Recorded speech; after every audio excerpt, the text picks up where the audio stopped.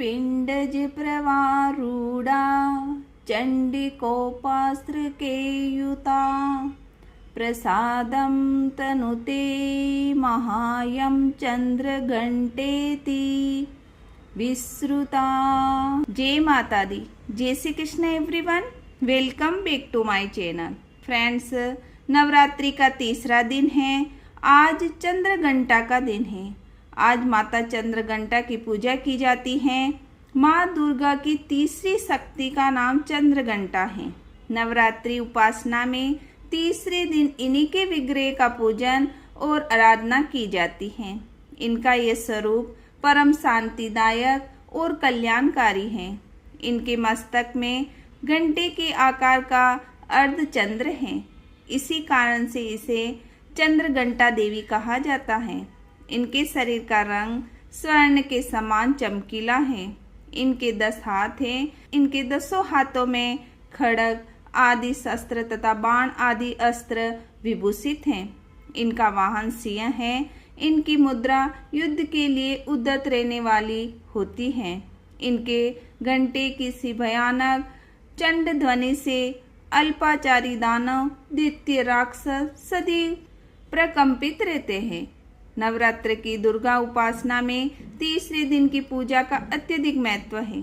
इस दिन साधक का मन मणिपुर चक्र में प्रविष्ट होता है। माँ चंद्रघंटा की कृपा से उसे अलौकिक वस्तुओं के दर्शन होते हैं, दिव्य सुगंधित का अनुभव होता है तथा विविध प्रकार की दिव्य ध्वनियाँ सुनाई देती हैं।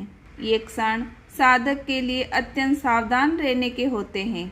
माँ चंद्रघंटा की कृपा से साधक के समस्त पाप और बाधाएं विनष्ट हो जाती हैं। इनकी आराधना फलदायी है।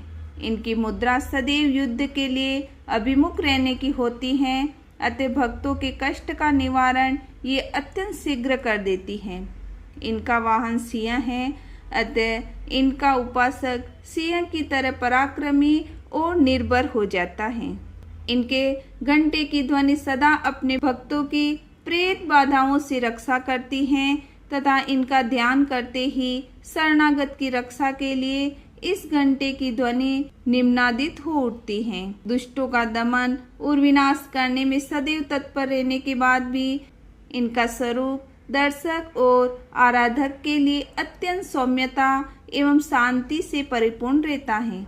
इनकी आराधना से प्राप्त होने वाला एक बहुत ही बड़ा सद्गुण ये भी है कि साधक में वीरता, निर्भयता के साथ ही सौम्यता एवं विनम्रता का भी विकास होता है।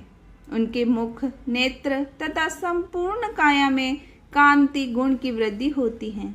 स्वर में दिव्य अलौकिक माधुर्य का समावेश हो जाता है। माँ चंद्रघंटा के भक्त और उपासक जहाँ भी जाते हैं, लोग उन्हें देखकर शांति और सुख का अनुभव करने लगते हैं। ऐसे साधक के शरीर से दिव्य प्रकाश युक्त परमाणु का अदृश्य विकिरण होता रहता है।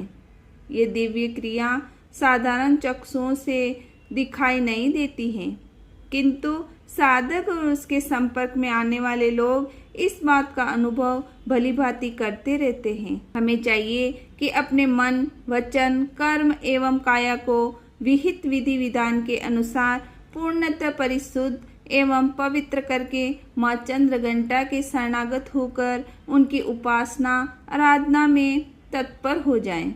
उनकी उपासना से हम समस्त सांसारिक कष्टों से विमुक्त होकर सहज ही परम पद के अधिकारी बन सकते हैं।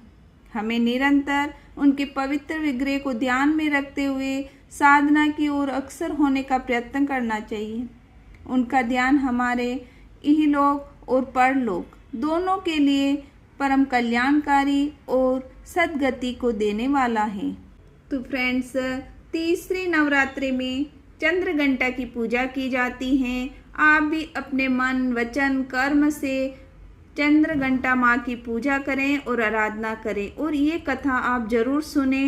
ये कथा सुनने के बाद आप शांति और सुख का अनुभव करेंगे। माँ चंद्रघंटा की कृपा से साधक के मन में जो भी पाप हो या बाधाएं हो वो जल्दी ही विनष्ट हो जाती हैं।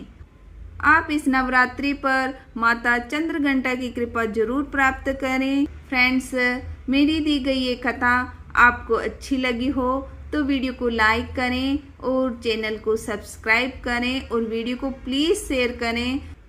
कल हम माँ दुर्गा के चौथे स्वरूप माँ कुष्मांडा की कथा सुनेंगे। जय माता दी।